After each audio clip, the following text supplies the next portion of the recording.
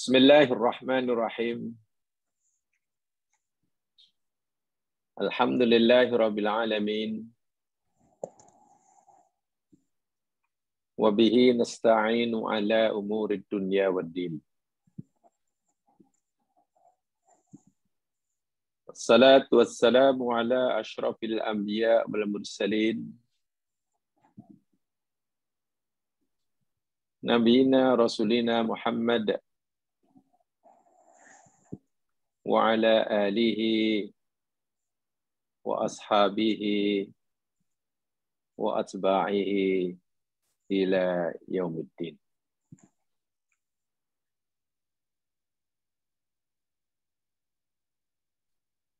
Raditu billahi rabba wa bil islami dina wa bi Muhammadin nabiyya wa rasula. Rabbi israh li sadri wa yassir li amri wahlul 'uqdatam min lisani yafqahu qawli. Allahumma amin.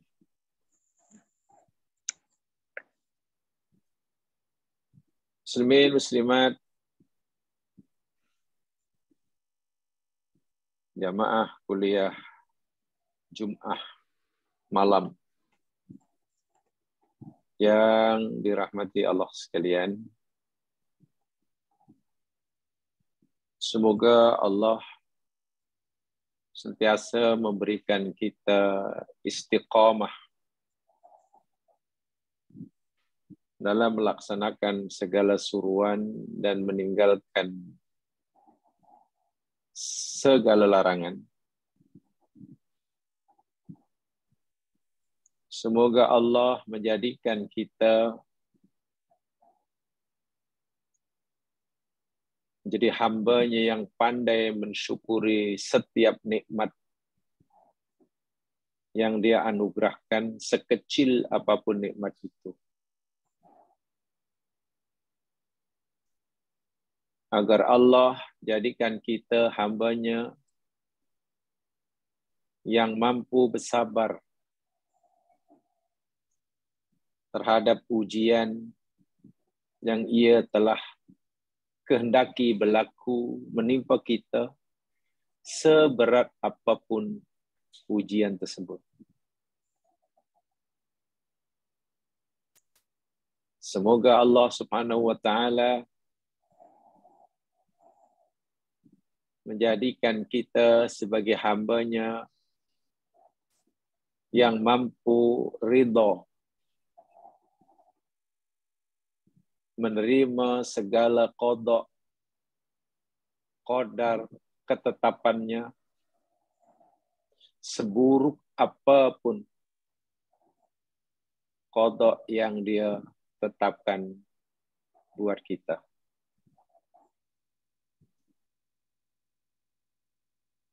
Kerana hanya dengan menjadi hamba yang seperti itu sahajalah masa depan kita di akhirat,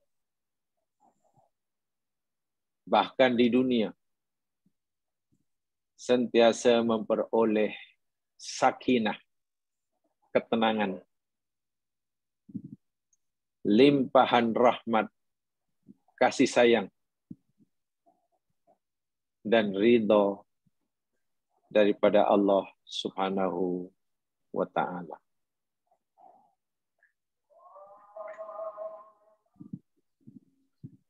Mudah-mudahan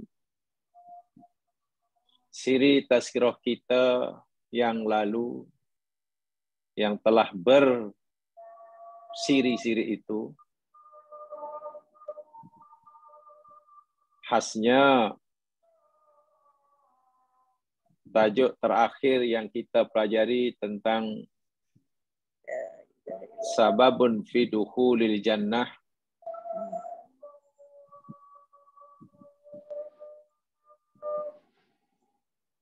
perkara yang membolehkan seseorang masuk surga,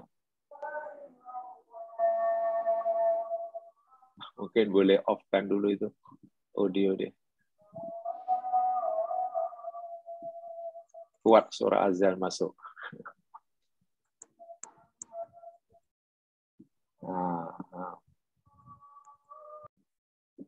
Ya, masih. Khususnya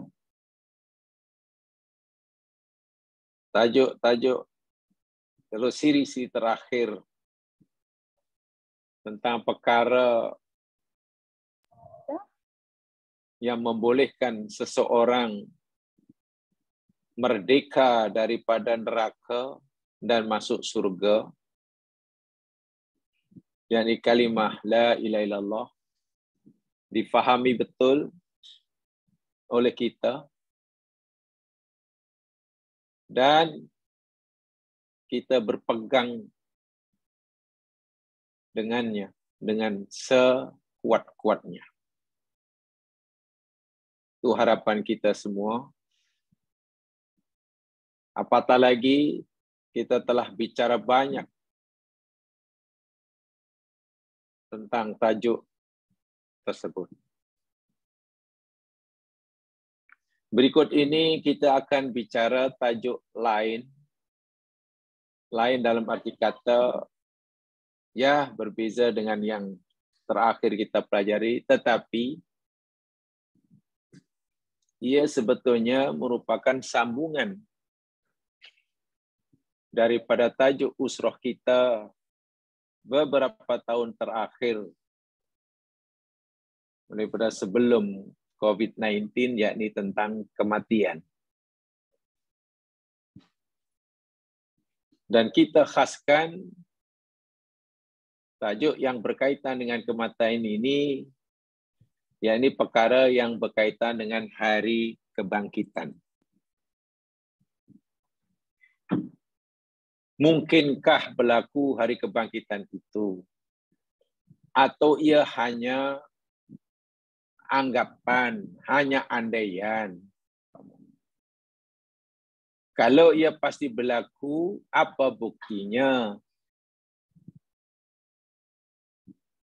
Apa buktinya yang boleh meyakinkan kita bahawa hari kebangkitan itu wujud? Sehingga kita wajib mempersiapkan diri kita. Atau jangan-jangan,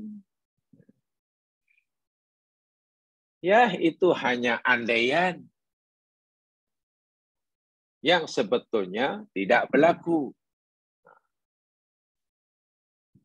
Mungkin ada orang, khasnya orang bukan Islam atau mereka yang imannya melemah, berfikir seperti itu.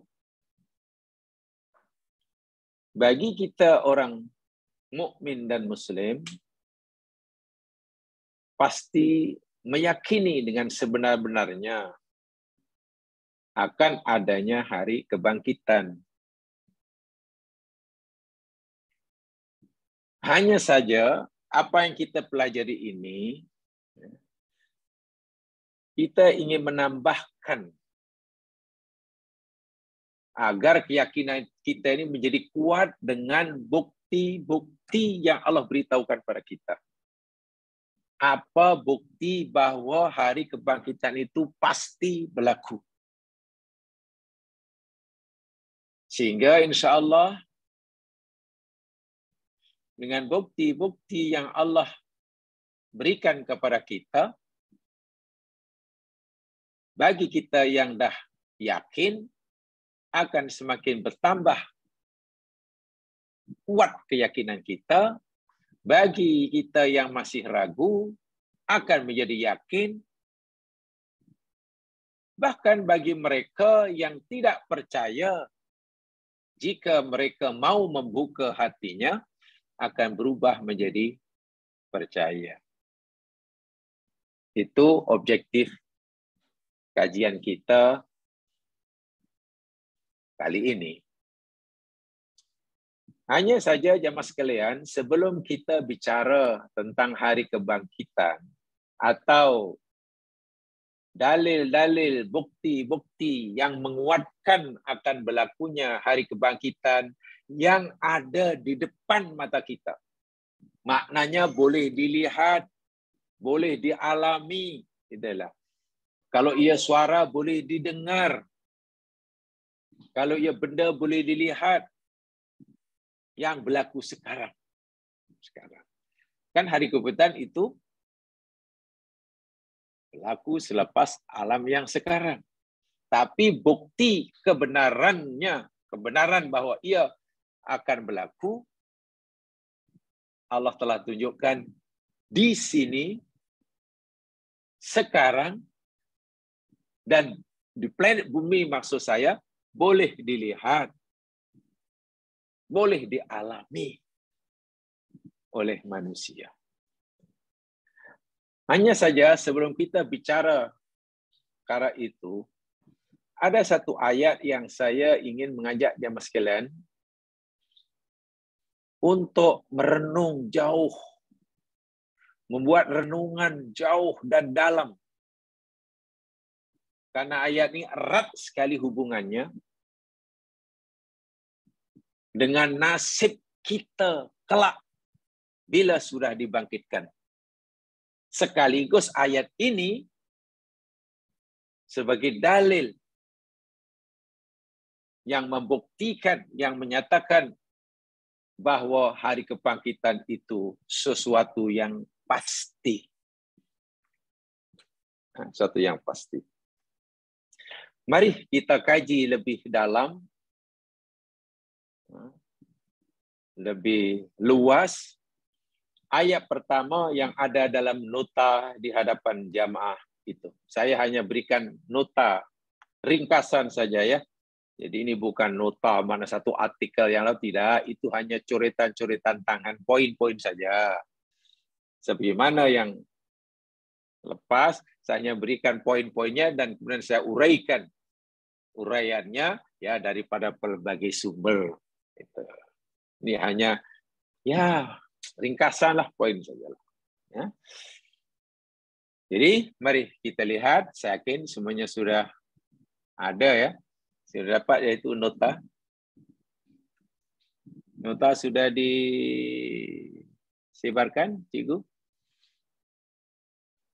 Sudah, Ustaz. Sudah ya, jadi insya Allah semua sudah ada. Jadi semak saja. Kemudian nanti bila ada tambahan keterangan dan jamaah perlu merasa perlu untuk direkodkan, dicatat, dipersilakan. Baik. Mari kita baca yakni ayat pertama, dan ini bagi saya ayat yang sangat-sangat penting. Sangat penting untuk kita ulas, untuk kita uraikan. Karena saya kata tadi, ayat ini bukan sekadar menunjukkan kepastian adanya hari kebangkitan, tapi ayat ini juga memberitahukan pada kita yang akan menentukan nasib kita bila kita dibangkitkan. Senangkah, susahkah, bahagiakah, celakakah, surgakah, atau nerakakah, diterima oleh Allahkah, atau ditolak oleh Allahkah? Nah, ini ayat ini memberikan kita maklumat tentang perkara-perkara tersebut. Jadi amat penting. Ya. Mari kita kaji bersama. Mudah-mudahan Allah mudahkan usaha kita. Allah bukakan hati kita. Allah jernihkan fikiran kita. Sehingga mudah kita menerima nur daripada firman Allah Subhanahu wa taala agar ia betul-betul berbekas di dalam hati sanubari kita masing-masing. Amin insyaallah. A'udzu billahi minasyaitonir rajim.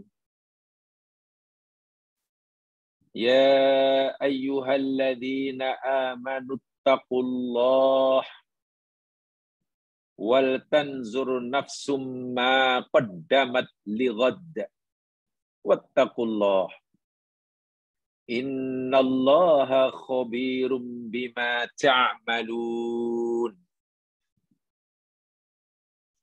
Yang bermaksud, wahai orang-orang yang beriman, ittaqullah, bertakwalah kamu kepada Allah.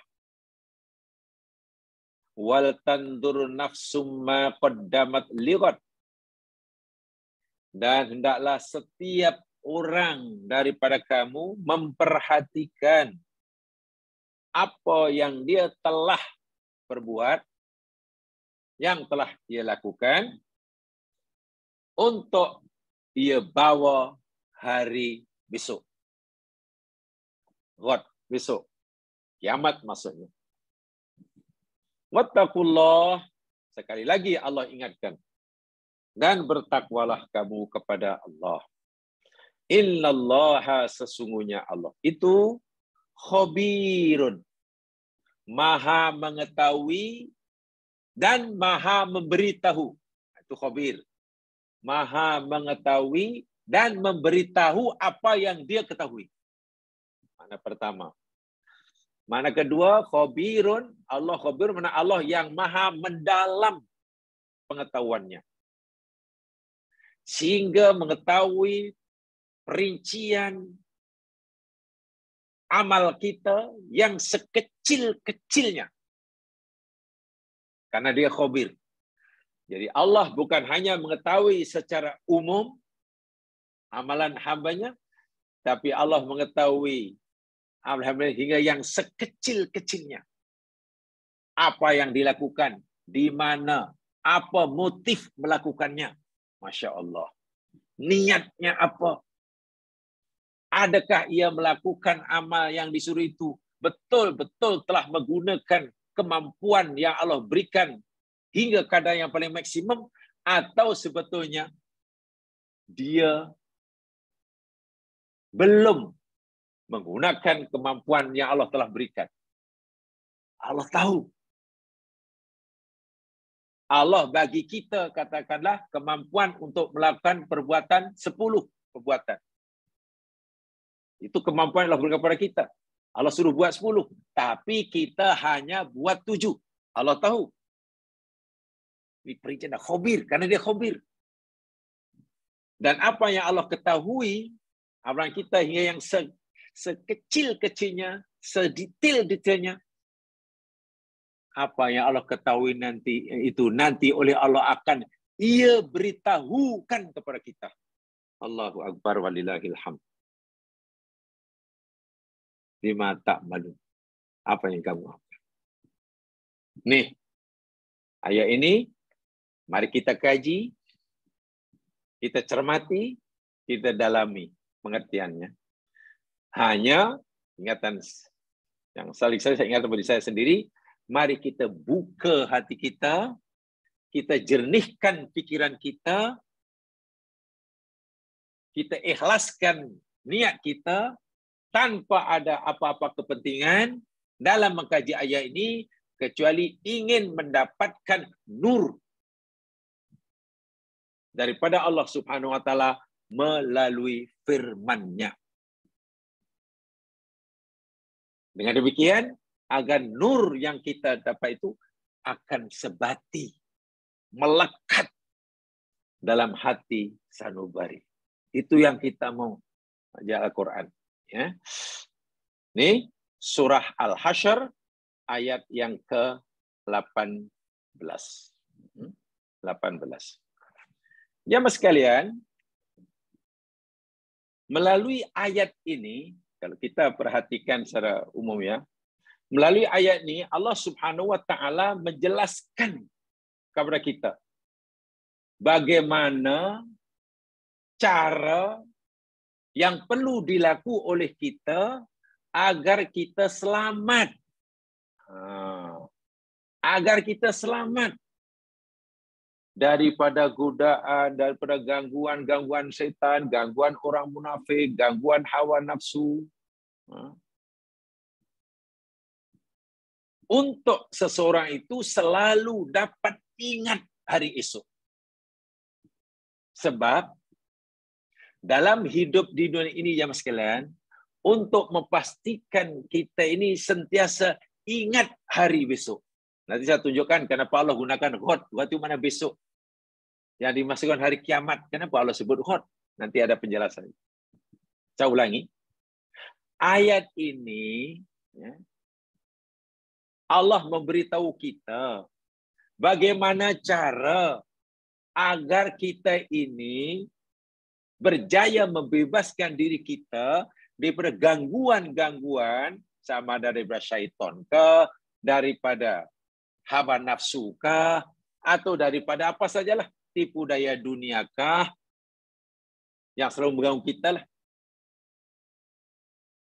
Agar kita ini sentiasa dapat mengingati setiap saatnya, setiap langkah yang kita lakukan, setiap ucapan yang kita keluarkan.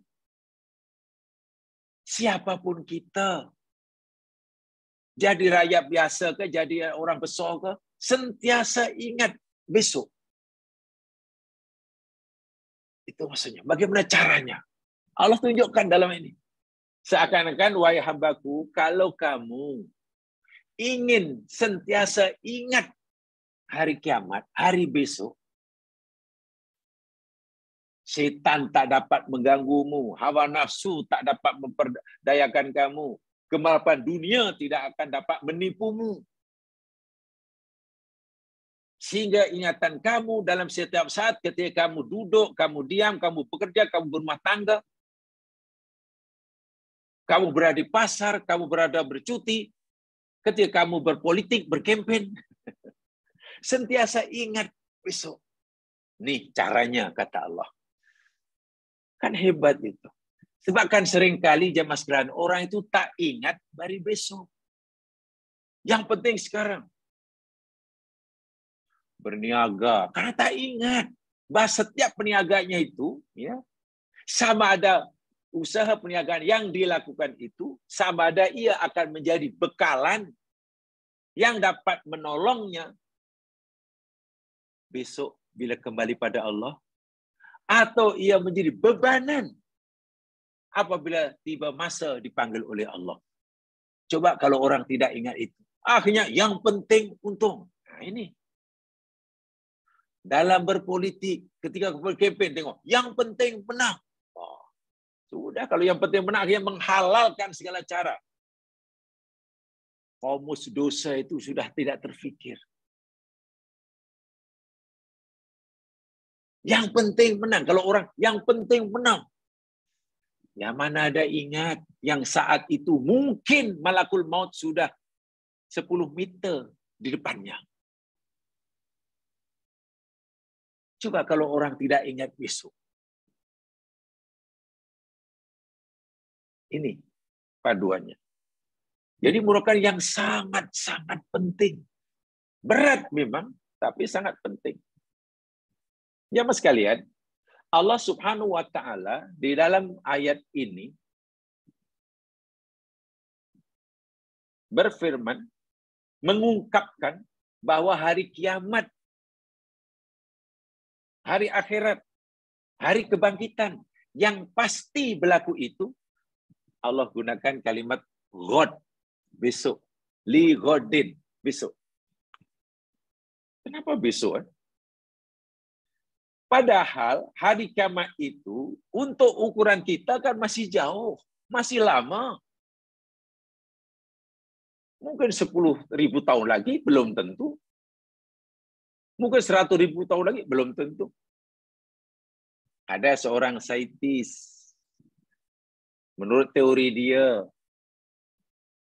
matahari kita ya insya Allah masih akan terus bersinar setiap harinya, terbit di timur paginya dan terbenam di sebelah barat.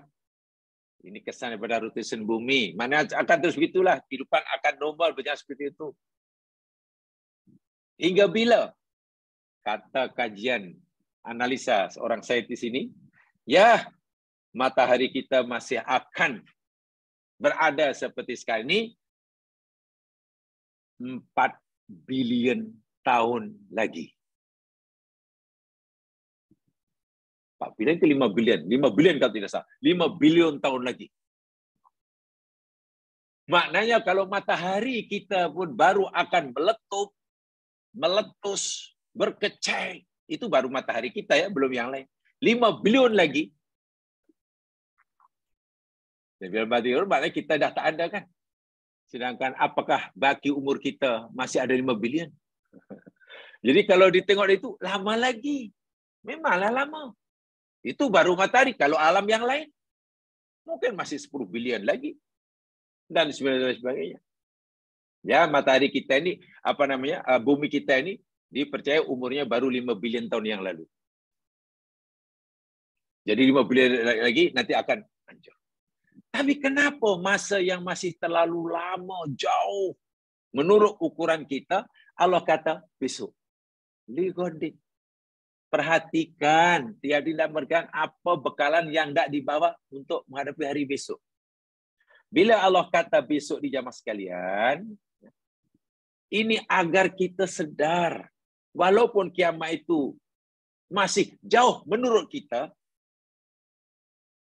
tapi karena ia datang, akan datang, masa depan itu, selama manapun, masih jauh manapun, ia sudah dikira dekat. Orang Arab kata, kullu atin at wa qarib. Setiap perkara sesuatu yang akan datang, itu pasti akan datang dan dah dekat. Sementara sesuatu yang lepas itu adalah jauh. Hari Jumat lepas itu sudah jauh, bukan makin mendekat. Karena hari Jumat lepas hingga sekarang sudah 8 hari, besok 11 hari, kita sudah menjauh makin jauh. Sementara hari Jumat depan dekat, karena makin dekat, makin dekat.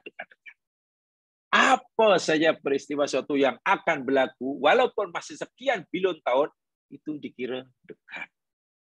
Satu. Apatah lagi dah menjadi kebiasaan orang Arab. Orang Arab ini jamaah sekalian, bila kata sesuatu yang dekat, walaupun masih setahun lagi, ia gunakan kalimah ghad. Ghad itu maknanya besok lah. Mana besok. Jadi orang bilang ghad itu maknanya dah hampir. Bermakna ayat ini memberitahu kita, pertama, hari kebangkitan itu suatu yang pasti. Sehingga Allah suruh kita mempersiapkan diri kita. Satu. Suatu yang pasti. Kalau benda itu hanya mungkin atau mustahil berlaku, kenapalah Allah suruh buat persiapan? Bila orang tu dah kata pasti, cik pasti cik, termasuk dapat kota pergi haji tahun ini, pasti cik. Masanya bila ya panggilannya, terbangnya belum diberitahukan, tapi pasti, yang pasti tahun ini.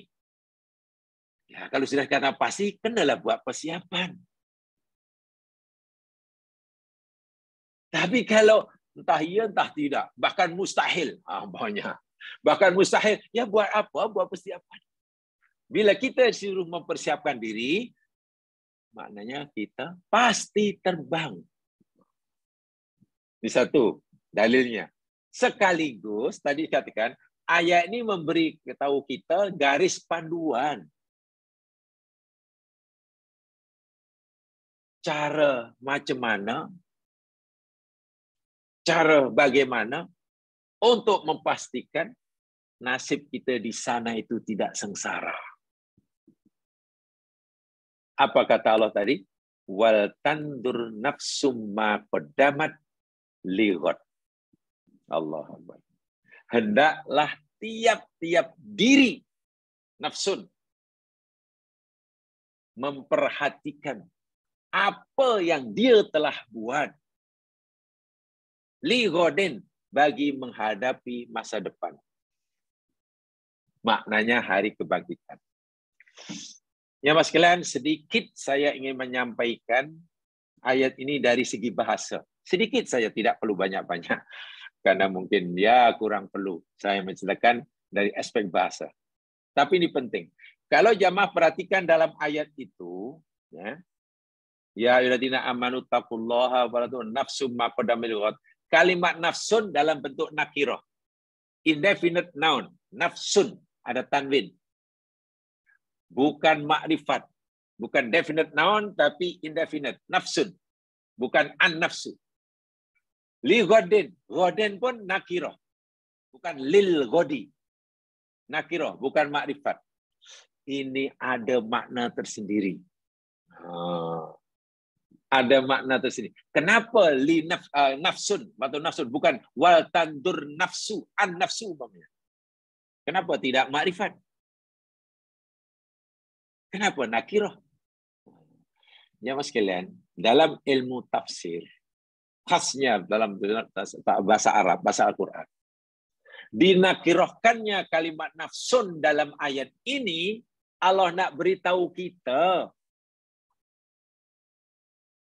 bahwa kewajiban mempersiapkan diri, mencari bekalan, mengurangi bebanan. Bila nanti balik ke akhirat, dan nanti di sana mempertanggungjawabkan semua yang pernah dilakukan itu, nafsi-nafsi. Bukan secara berjamaah. Satu keluarga, ada 5 orang umpamanya. Nafsun. Ayah tak boleh tolong anak. Anak tak boleh tolong orang tua. Nabi Muhammad pun seorang kekasih Allah memperingatkan kepada putri kesayangannya, Aisyah radhiyallahu anha. Aisyah radhiyallahu anha, putri Nabi yang paling sayang oleh Nabi. Maklum hidupnya satu rumah dengan Nabi. Kawinkan pula dengan keluarga Nabi, Ali bin Abi Thalib. Apa ingatan Nabi kepada putrinya? Ya Fatimah, ittaqin nar walau bisyikkim min tamrah. Fatimah, kau jaga betul-betul nak, ya dirimu nak. Buatlah pendinding, benteng, tembok yang boleh menghalangi diri kamu dari neraka nak. Walaupun kamu hanya mampu bersedekah dengan secebis buah tamar. Maknanya apa?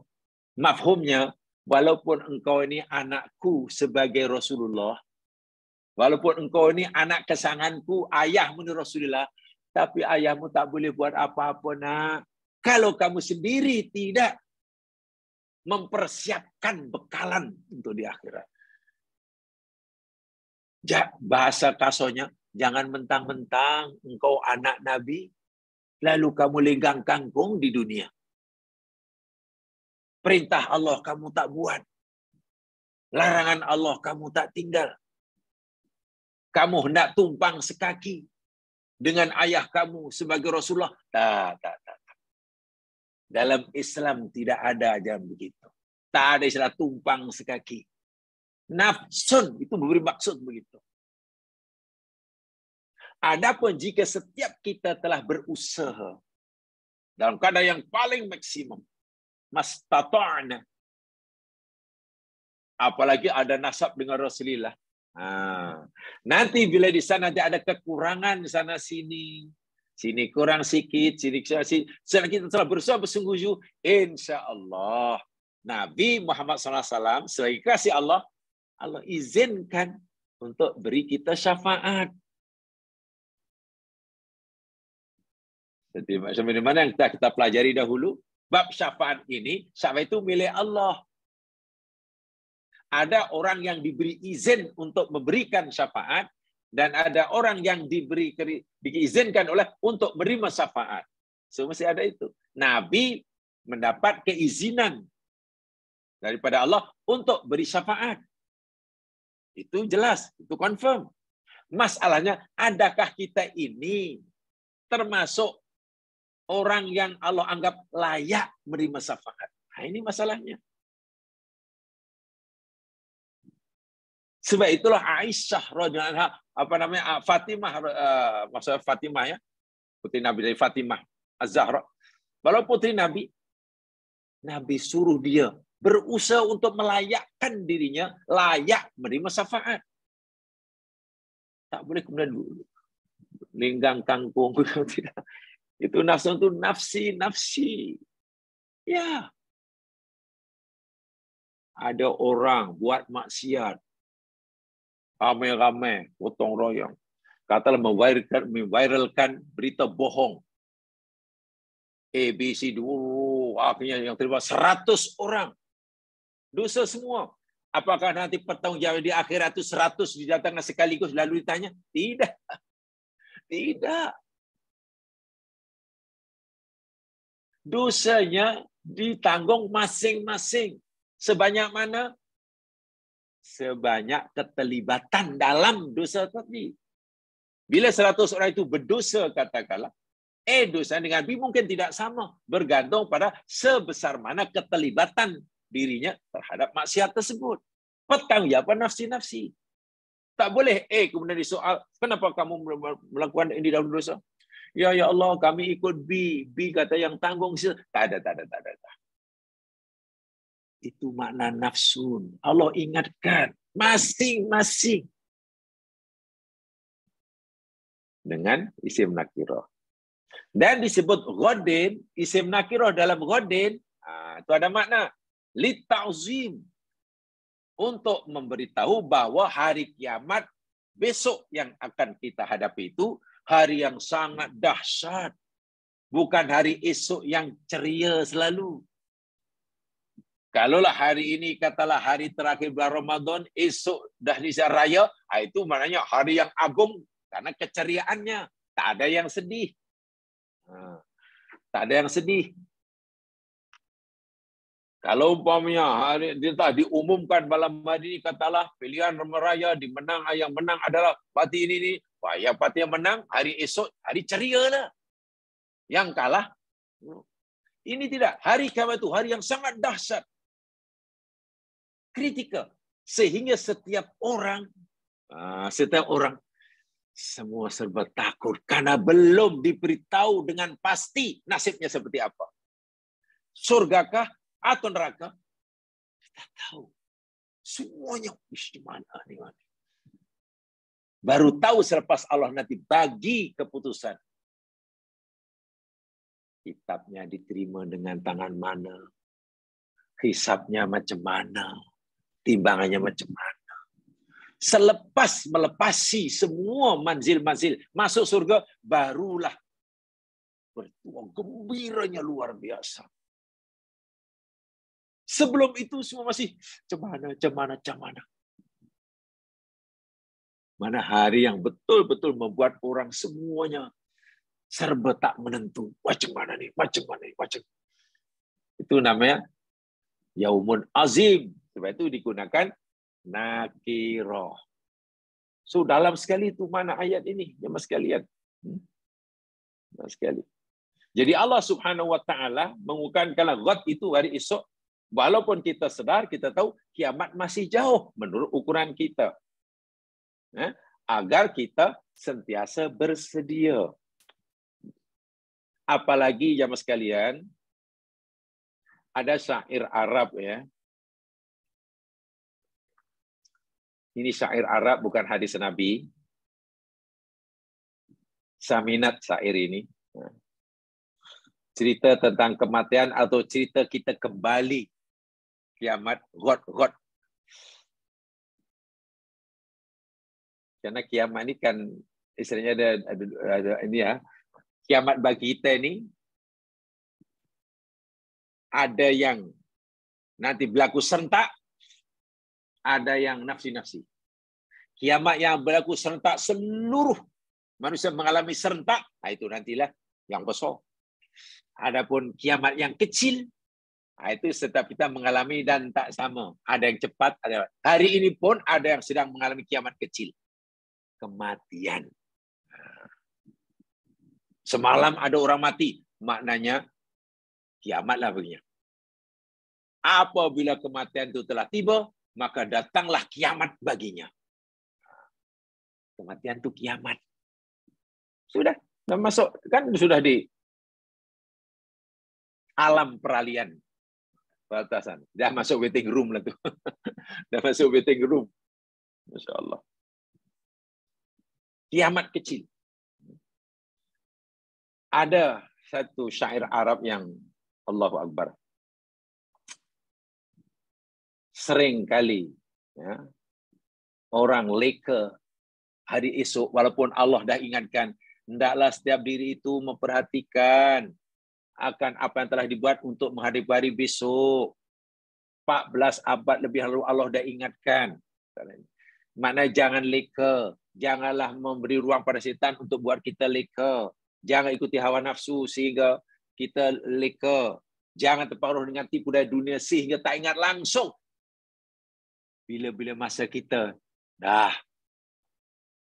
jumpa Allah Subhanahu Wa Taala. Tapi realiti dia jemaah, sering kali orang lupa hari besok.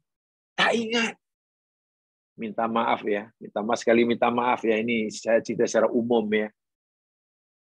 Kalaulah baru 15 tahun, budak umur 10 tahun lalu tak ingat hari kiamat itu nampaknya wajar lah. Kita kata, patutlah budak lagi. Yang apa ada main ya. Main-main. Ya barulah 10 tahun, belasan tahun. Atau mungkin masih remaja tu ya hanya kadang-kadang lah. Maklum baru 18, 19, maklumlah. Masa puberti macam tu. Kita mungkin anggap wajar kalau kurang mengambil berat tentang hari kiamat, hari kematian. Maklum kan baru 18, baru 19. Tapi saya minta maaf, kalau sudah 19 terbalik pun masih seperti itu. Coba. Kalau kesadarannya akan mempertanggungjawabkan amalnya di hadapan Allah ketika ia sudah 19 terbalik, masih begitu rendah, macam kanak-kanak umur 15 tahun. So, macam mana? Apa yang diharapkan? Bukan 17 terbalik. Bukan 18 terbalik. Sehingga ada pepatah Arab, saya Arab mengatakan begini ya mas sekalian. Fakam min fatan amsa wa asbaha dhahikan wa qad nusijat akfanuhu wa huwa la yadri. Allahu Akbar. Fakam min fatan amsa wa asbaha dhahikan wa qad nusijat akfanuhu wa huwa la yadri. Apa maknanya?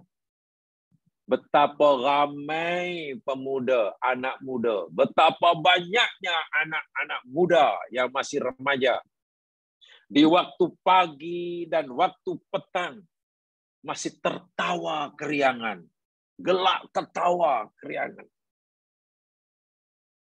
Sedangkan sungguh kain kafannya telah digunting di tempat lain dan dia tidak menyadarinya. Artinya ketika anak muda tadi gelak ketawa keriangan masih hura-hura, saat itu sebenarnya kain kafannya sudah telah digunting di tempat lain. Ya mungkin di kedai mamak mana digunting. Kenapa? Ya mungkin 5 menit kemudian ia mati. Karena gelak-gelak, udah naik motor, dah tak ingat apa, langgok mati ya. Tengok. Jarak antara ia gembira dengan kematian 5 menit saja. Dan semasa gelak ketawa itu, kain kafan yang hendak dijadikan pembungkusnya sudah disediakan. Tapi dia tak sedar. Macam mana boleh lalai seperti itu? Inilah yang Allah ingatkan dalam ayat ini. Wa kam min sigharin yurtaja tula umrihim wa qad udkhilat ajsaduhum dzulmatal qabri. Dan betapa ramainya, betapa banyaknya kanak-kanak yang masih kecil. Bayilah. Sighar itu bayi kecil. Yang diharapkan umurnya panjang. Yurja tulu umrihim. Ya maklumkan baru 5 tahun, barulah mulai berjalan. Ini maknanya masih lama nih nak. Awak paling tidak 80 tahun lagi nih. Panjang lagi. Semua orang pasti mengharapkan bila kanak-kanak baru boleh berjalan, latih berjalan, umurnya panjang lah. Semua orang harga itu. Dan betapa ramainya kanak itu. Waqad udkhilat ajsaduhum dzulmatal qabri. Allahu Akbar. Namun tidak disedari.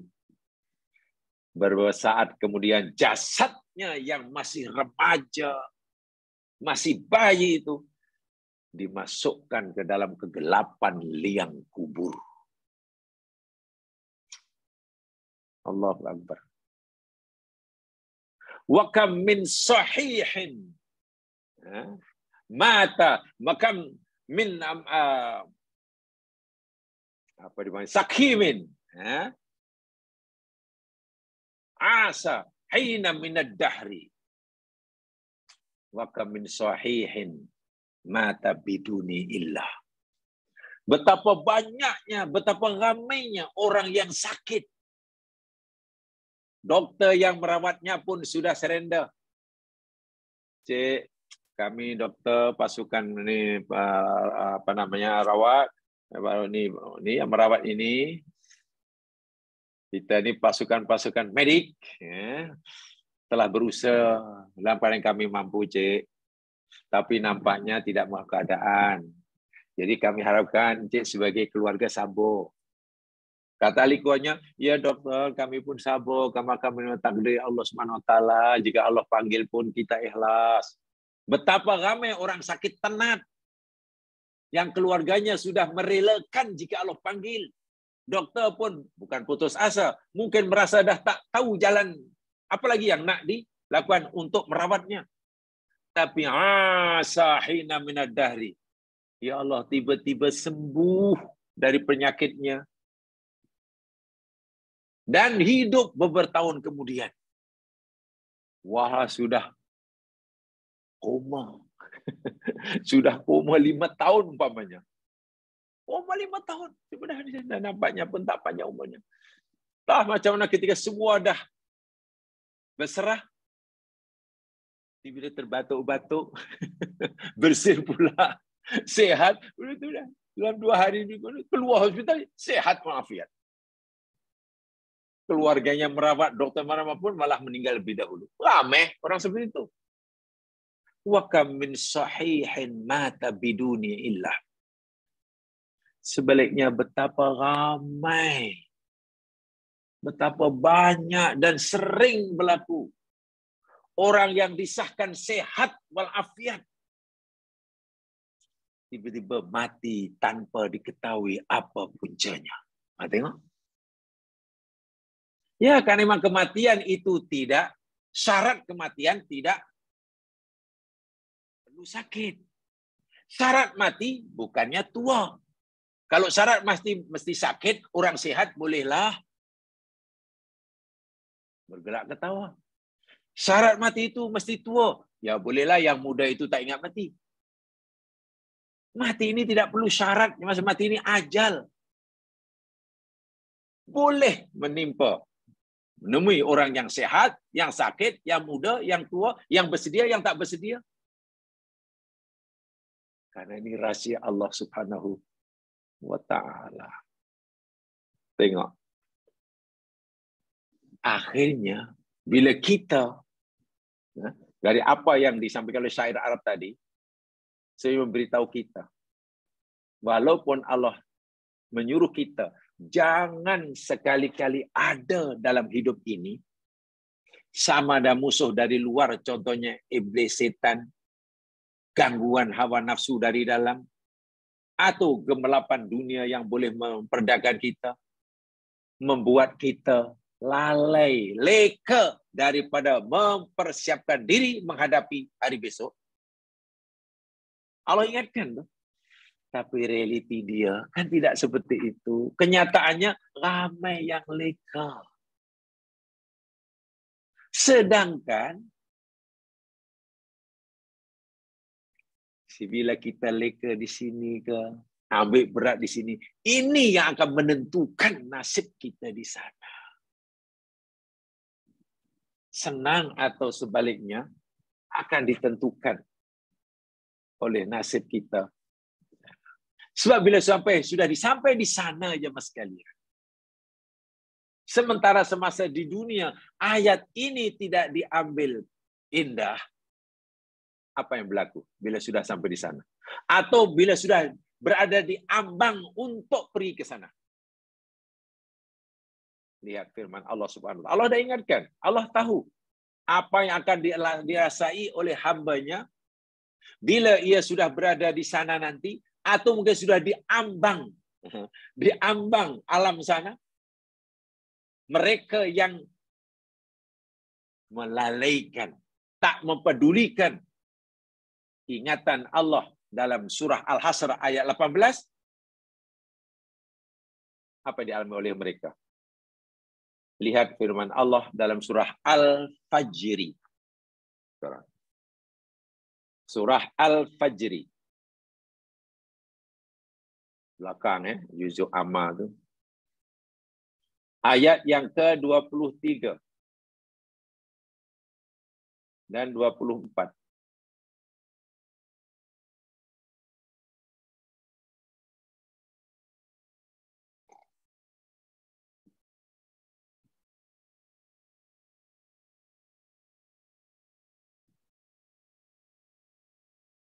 A'udzu billahi minasy syaithanir rajim. Waji'a yawma idzin bi jahannama yawma idzin yatadhakkarul insan. Yawma idzin yatadhakkarul insanu wa anna lahu dzikra. Yaqulu ya laitani qaddamtu li hayati.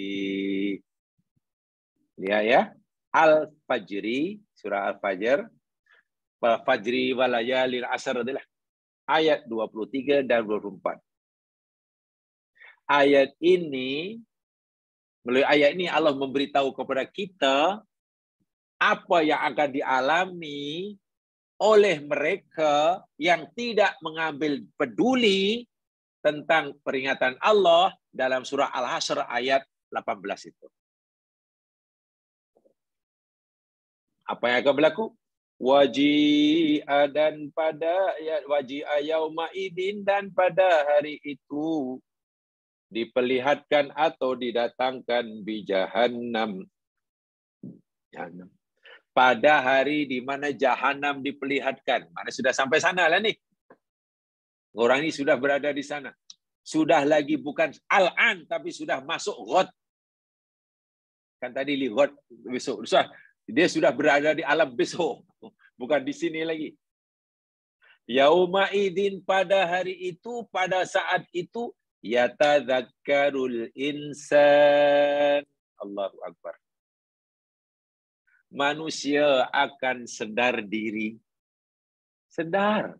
Yatadzakkar itu maknanya ingat, sedarlah. Semasa di sini tak sedar. Tak mau beringat. Di sana baru sekali dah lihat nasibnya di sana, yatadzakkar. Baru sedar ini, baru tahu ini. Tapi Allah kata, wa anna lahu dzikra. Tapi bagaimanalah kesedaran atau peringatan itu berguna baginya. Kesedaran, ingat masa itu tak ada maknanya. Anna lahu dzikra. Kata orang menangis dengan air mata darah sekalipun, tak ada gunanya. Yakin, seyakin-yakinnya dengan apa yang Allah janjikan pun, tak akan mengubah nasibnya. Menyesali diri, macam mana pun, tak akan mana. Anna lahu dzikra. Allah yang kata. Karena dia tahu penyesalan tidak akan ada artinya, keyakinan tidak ada artinya, apalagi minta ampun lah, gila tak ada artinya. Akhirnya apa yang diucapkan? Yaqul. Maka manusia yang seperti nanti akan berkata, ya laitani, aduhai, sekiranya aku. Laitani memang huruf tamanni. Jadi ia berangan-angan, mengharapkan sesuatu yang mustahil berlaku. Laita, namanya huruf tamani, mengharapkan sesuatu yang mustahil berlaku. Dia kata, ya laitani, aduhailah sekiranya aku dahulu qaddamtu li hayati. Qaddamtu itu mana aku melakukan, aku menyediakan persiapan, bekalan li hayati bagi kehidupanku di sini sekarang. Surah Al-Hasr 18 tadi kan Allah kata wal tandur nafsum ma qaddamat. Tiap-tiap diri hendaklah memperhatikan apa yang dia telah lakukan untuk dijadikan bekalan menghadapi hari besok. Itu di sini. Bagi orang yang tak mengambil berat tentang peringatan Allah Al-Hasr 18, Allah kata, nanti di akhirat ini orang ini akan kata, aduhailah sekiranya lah dahulu aku melakukan perbuatan yang boleh aku jadikan bekalan li hayati untuk kehidupanku sekarang di sini. Hayati ini bukan kehidupan di dunia, kehidupan di akhirat nanti. Sebab di akhirat ini hidupnya mas sekalian. Bahkan hidup di akhirat itu Quran tak kata hayatun. Quran kata hayawan. Saya nak beritahu. Kalimat hayatun, al-hayatu, al-hayatu, al-hayatu. Yang diulang-ulang dalam Al-Quran itu. Semuanya merujuk kepada kehidupan dunia. Di sini. Tidak ada satupun kalimat al-hayatu dalam Al-Quran yang merujuk pada kehidupan di akhirat. Tidak ada. Tapi macam mana? Kehidupan di akhirat sama ada surga ataupun neraka.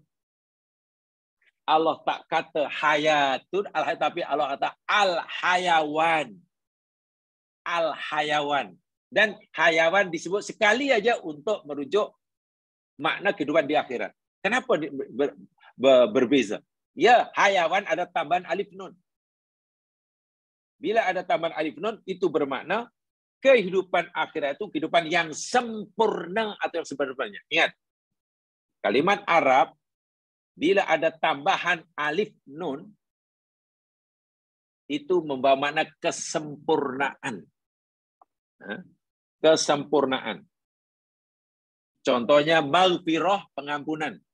Ghufron, ada alif nun, pengampunan yang sempurna, yang penuh.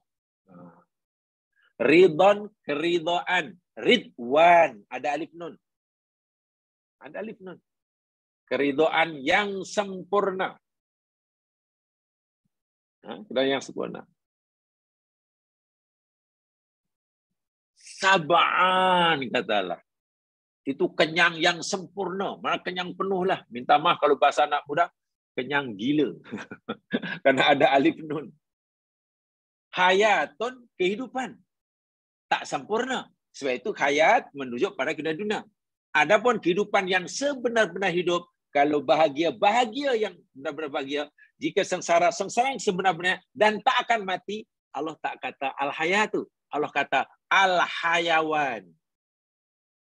Kehidupan yang sempurna. Sebab itu bila orang tadi mengatakan yaqulu ya laitani qaddamtu li hayati, itu makna kehidupan yang sana. Ya, karena saya sudah terlanjur mengatakan di akhirat al-hayatu itu dunia, untuk akhirat al-hayawan saya tunjukkan ayatnya supaya nanti jamaah boleh merujuk sendiri ya. Jadi supaya ya betul ke tidak ada kalimat hayat yang bermakna kehidupan akhirat? Tidak ada. Kehidupan di akhirat yakni al-hayawan. Dan itu pun sekali saja. Lihat surah Al-Ankabut. Karena saya terlanjur sudah menyebut ini, jadi saya tunjukkan sekali lah. Supaya ya bertanggung jawab, kita bertanggung jawab dalam berpendapat. Surah 29 Al-Ankabut. Surah 29 ayat 64.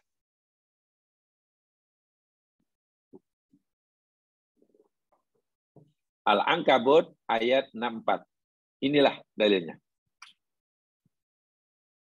Wa ma hadhil hayatud dunya illa lahu wa la'ib. Dan tidak adalah al-hayatu. Tengok di situ pakai al-hayat. Karena ia merujuk pada ad-dunya. Dan tiadalah kehidupan yang sekarang ini, yang di sini ini, melainkan ianya hanya lahwun walaibun. Tengok. Ya, hanya lahwun. Sesuatu yang membuat kita leka, lalai. Daripada jawab. Laibun, main-main. Allahu Akbar. Kalau kehidupan yang di sini hanya main-main, lalu kehidupan yang sebenar itu di mana? Bila? Wa inna darul akhirah. Dan sesungguhnya negeri akhirat yang nanti itulah yang orang kata God itu lahiyalah hayawan. Tengok. Lam sungguh dia kehidupan akhirat al hayawan, bukan al hayat. Al hayawan di sini bukan, jangan diartikan hewan, bukan. Hayawan di sini maknanya bukan al hayawan binatang. Macam mana? Dan sungguh negeri akhirat itu adalah binatang. Bukan. Kehidupan yang sebenar-benar hidup, yang sempurna. Jadi untuk akhirat bukan al-hayat, al-hayawan. Laukanu ya'lamun. Jikalau mereka manusia mengetahui. Dan kalimat al-hayat ini hanya sekali ini saja dalam Al-Quran. Memberikan mensyarat bahwasanya kehidupan yang sebenar, yang sempurna, kalau bahagia yang sempurna tidak akan sengsara, kalau sengsaranya betul-betul sengsara tak akan, kalau hidup yang sempurna tak akan mati, itu hanya sekali dan berada di sana. Di sini kalau bahagia hari ini, besok boleh tukar jadi sedih. Iya. Kaya hari ini, bulan depan, tahun depan boleh melingkup. Betul. Sengsara hari ini, besok bahagia. Sakit hari ini, esok sehat. Sehat hari ini, esok jadi sakit. Gagal hari ini, minggu depan berjaya. Berjaya bulan ini, bulan depan gagal. Itu dunia ini berubah. Bukan sempurna, bukan. Kalau dunia sempurna, yang di sana. Nah, bila di sana, tiba-tiba masa dunia pula mengabaikan peringatan Allah dalam Al-Hasr 18, ya hanya bertamannya aja lah. Menyesal. Masa tak sudah. Aduh, kalaulah. Hanya kalaulah dahulu. Wiridnya hanya, ya laitani, ya laitani, ya laitani. Tapi apa maknanya? Tak ada gunanya, ya laitani. Inilah penyesalan. Dan sekali lagi jamaah sekalian, secara ikhlas, dengan ikhlas dan jujur, lillahi ta'ala, saya ingatkan diri saya sendiri, penyesalan ini akan dialami oleh mereka yang tidak mengambil peringatan Al-Hasr 18 tadi. Bila akan berlaku? Bila-bila masa. Bergantung baki umurnya sekarang. Daripada sekarang. Jika baki yang tersisa, baki umur yang tersisa daripada hari saat ini katalah 1 tahun, ya 1 tahun lagi lah. Bila setengah tahun lagi. Bila 1 bulan, 1 bulan lagi. Maknanya bukan lama, God. Sebab bila orang sudah meninggal, itu mana sudah kiamat. Kecil baginya. Disitulah mulalah terasa sungguh betapa berharga dan bernilainya peringatan Allah Al-Hasr 18 itu. Sama ada ia akan merasa bertuah atau ia merasa rugi, menyesal dan celaka. Bila masa itu akan tiba, saya ulangi sekali, bergantung. Bagi A, B, C, D, bergantung pada baki umurnya dikira, dihitung daripada saat ini. Detik ini. Hari ini. Bila baki umurnya, katalah, Allahu Akbar. Dan tak ada tambahan, ya. Dan tidak ada tambahan. Apa yang Allah berikan, ngam-ngam. Tidak akan tambah. Bila Allah bagi 10, ya 10 lah. Bila dah habis 10, ya sudah. Tak akan ada tambahan. Tidak akan ada tambahannya. Asalnya dibagi 100. Karena sudah dipakai 5, tinggal 95. Sudah dipakai 40, ya tinggal 50. Sekarang sudah dipakai katakanlah 70, tinggal 30, tinggal 10, tinggal 5. Macam itulah. Minta maaf ya mas sekalian. Umur yang Allah berikan pada kita ini ibaratnya, katalah macam orang bagi kita simpanan lah, duit di bank. Untuk keperluan kita sehari-hari. Dan setiap hari mulai pada disimpan. Okey, saya dah bagi awak simpanan duit di bank. Awak boleh gunakan hari. Kalau perlu, ambillah. Pergilah ATM. Dia tak beritahu kita berapa duit yang dia simpankan buat kita. Ya, mungkin okeylah. 10,000 kata 10,000. Hari-hari kita keluarkan 100. 200, lama lagi dulu, ambil lagi 500. Setelah kita mengeluarkan sekian kali, kita tahu sudah berapa amount yang kita dah keluarkan kan. Pasalkan ada resit dia. Oh, Masya Allah. Saya sudah keluarkan nih, sudah keluarkan 9,000 nih. Kita sudah tahu yang kita dah keluarkan, yang kita gunakan 9,000. Tapi kita tak tahu karena tidak diberitahu berapa yang baki. Kan gitu. Kita keluarkan lagi 500. Kita keluar lagi. Kita akhirnya punya keperluan yang besar. Wah, kita perlu banyak duit ni. Ini saya paling tidak 2,000 ni. Paling tidak kita perlu 2,000. Cukup yakin pergi ke ATM nak keluarkan 2,000. Sebab dia fikir masih beribu-ribu. Cucuk punya cucuk punya cucuk. Tanya baki, tanya balance. Balance duit anda tinggal RM2. Coba. Tinggal RM2. Tak ada tambahan. Dia fikir masih beribu-ribu. Nah, umur macam tu juga. Kita hanya tahu berapa yang kita dah pakai. Oh, saya sudah pakai. Ini maksudnya umur kronologi ya.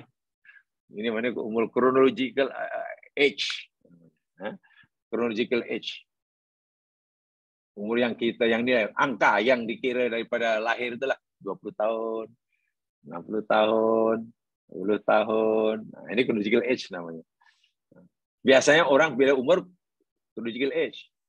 Walaupun ada mungkin yang lebih prihatin yang tentang kesehatan, biasanya akan tanya tentang apa namanya? Biological age-nya. Biological age umur berapa? Oh, awak ni umur 70 tahun. Tapi dari segi biologi, punya sel awak macam 30 tahun. Wah, mana sihatlah. Umur 70. Tapi tengok condition sel asal yang ada tu, macam budak umur 30 tahun. Ada. Muda maknanya. Sihat. Awak ni umur baru 35 tahun. Tapi condition awak ni kan awak dengan tulang, sel kulit, sel darah, macam dah 65. Itu teruklah. Macam itulah. Kita sudah tahu berapa yang kita dah pakai. Kan tengok IC pun tak, oh, ya Allah, subhanallah, sudah 20, sudah 40, sudah 50, sudah 60, sudah 70. Itu. Tapi yang baki mana kita tahu? Ibarat tadi nak cucuk duit di ATM, dia masih beribu-ribu. Rupanya tanya nasib baik tanya balance dan dijawab. Nak tanya, tengok balance berapa? RM2. Wah, dia perlu 20,000 paling tidak. Dia fikir masih sekian tahun karena perlu nak amal itu, nak amal ini, buat itu, buat ini. Tiba-tiba tinggal 2 saat. Nah, itu yang dalam surah Al-Munafikun. Bila dekat tiba ajan dikata mengadu pada Allah, laula akhartani ila ajalin qarib. Laula akhartani ila ajalin qarib. Ya Allah, apalah sudi kiranya engkau tangguhkan umurku beberapa hari lagi. Minta tambahan masa. Kalau tak boleh 1 hari, setengah hari pun jadilah ya Allah. Kalau tak boleh setengah hari, 1 jam pun jadilah. Kalau 1 jam tak boleh, okeylah 5 minit pun jadilah. Tengok, 5 minit sangat berharga bagi dia waktu itu. Allah tanya, nak 5 minit tu buat apa? Kan aku dah bagi kamu umur 120 tahun. Takkan tak cukup 120 tahun. Nak 5 minit begitu. Fa asaddaqa wa akum minas solihin. Ya Allah, aku nak bersedekah dahulu, nak jadi orang soleh dahulu, nak itu. 5 minit, nak tahu 5 minit. Wah, sudah dibagi 120 tahun. Tengok. Dan itu penyesalan yang berpanjangan. Sebab itu saya kata tadi, Al-Hasyr 18 ini tolong, mari. Betul-betul kita ambil peringatan dalam hidup. Siapapun kita. Kita muda ke, kita sudah berumur ke, kita masih bekerja ke, kita sudah berehat ke, kita jadi ketua rumah tangga ke, kita jadi peniaga ke, cikgu ke, sastrawan ke, jadi jururawat ke, jadi pengarah syarikat ke, jadi ahli politik ke, rakyat jelata ke, atau pemimpin negara ke. Allah kata, ingat, wal tandur nafsu ma qaddamat lighad. Pastikan dirimu ini tidak dijadikan leka oleh gemelapan dunia, oleh jawatan, oleh itu, oleh ini. Untuk kamu terus mengingati. Bila-bila masa, besok kamu akan jumpa aku untuk mempertanggungjawabkan. Sudah cukupkah bekalan kamu? Ingat, setiap apa yang kamu lakukan itu, kamu hendaklah fikir-fikir. Jadi bekalankah ini? Atau jadi bebanankah ini? Jamalkan, saya ingin sampaikan satu tradisi, satu sunnah, satu amalan setengah orang soleh dahulu kaitan ayat ini. Setelah mereka mempelajari Al-Hasyr ayat 18, ramai orang-orang salafus soleh, orang soleh, punya satu kebiasaan yang pelik pada masa itulah. Begini, wa kana ba'dus solihin, salafus soleh, idza asbaha alaihi sabah, hamala kaisan minal hasad.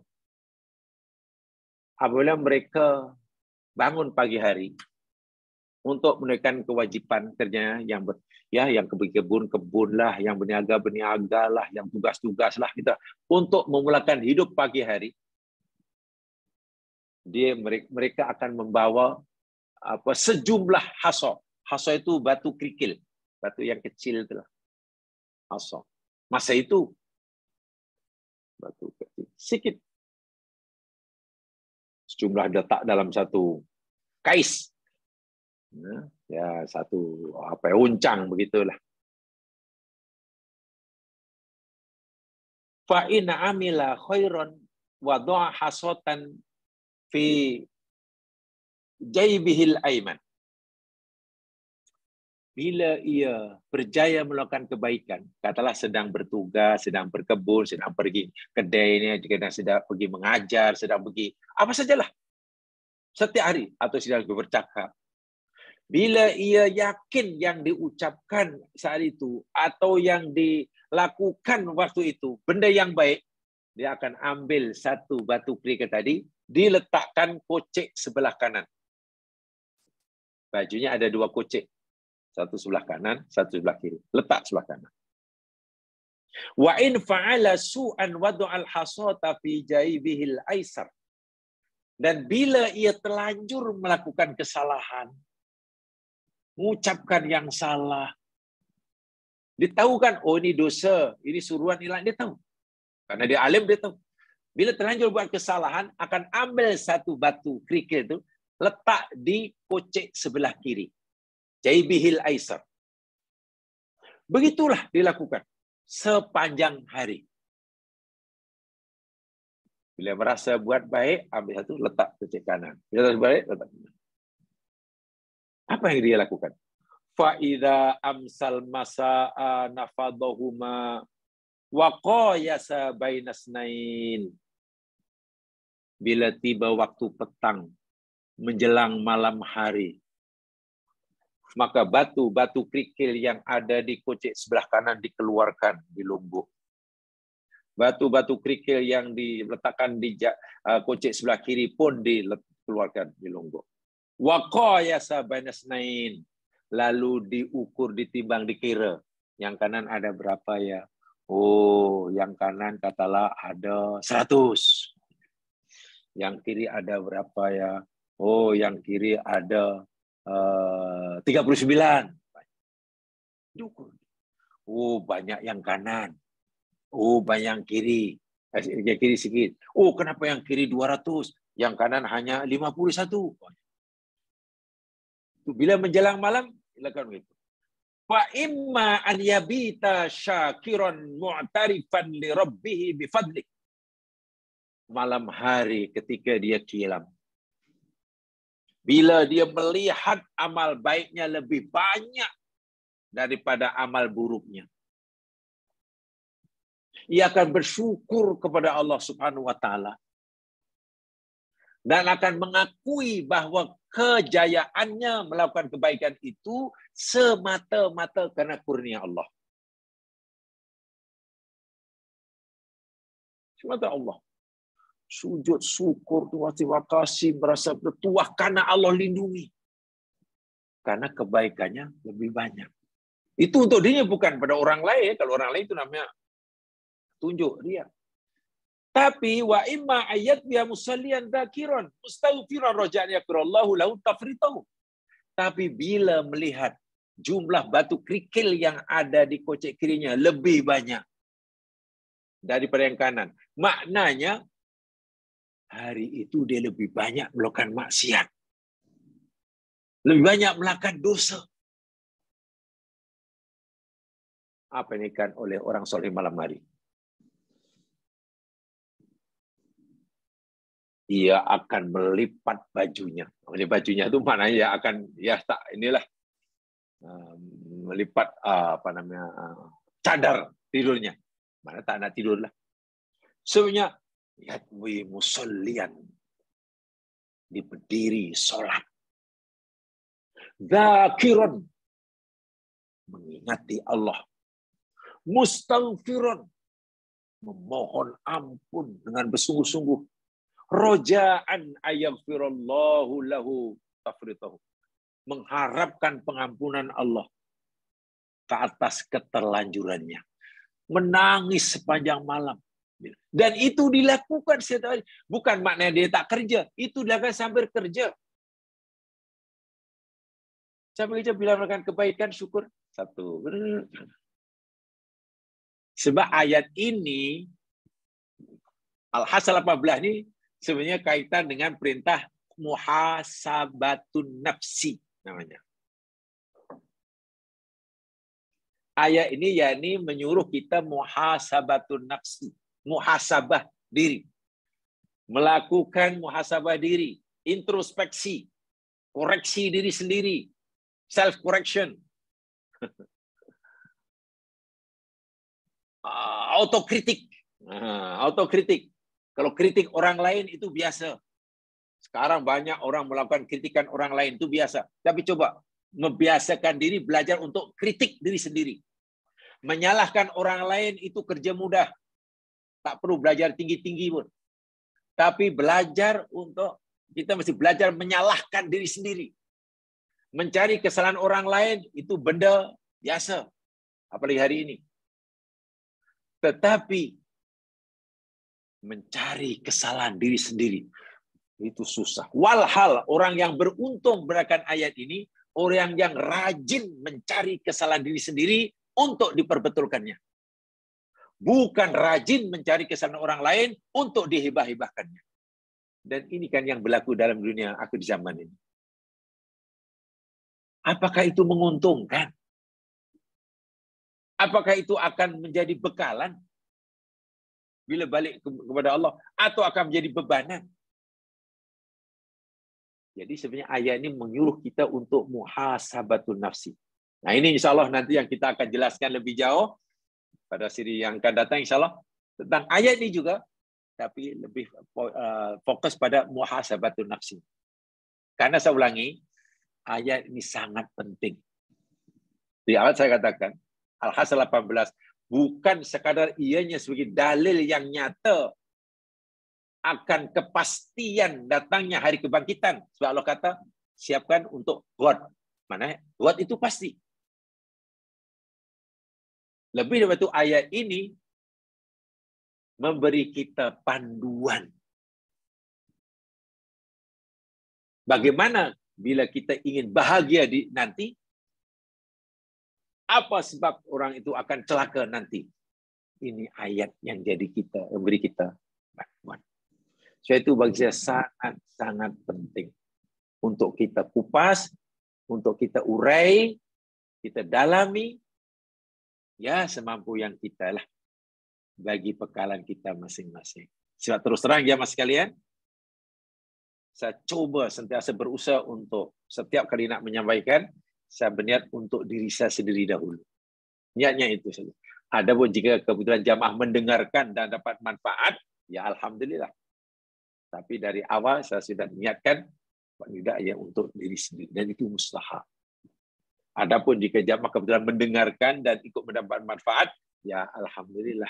Alhamdulillah. Mudah-mudahan Allah beri kita kemampuan untuk memahaminya, meyakininya, dasarnya menjadikannya sebagai pegangan. Kurang lebihnya mohon dimaafkan. Mari kita dengan bacaan tasbih kifarah dan surah wal asr.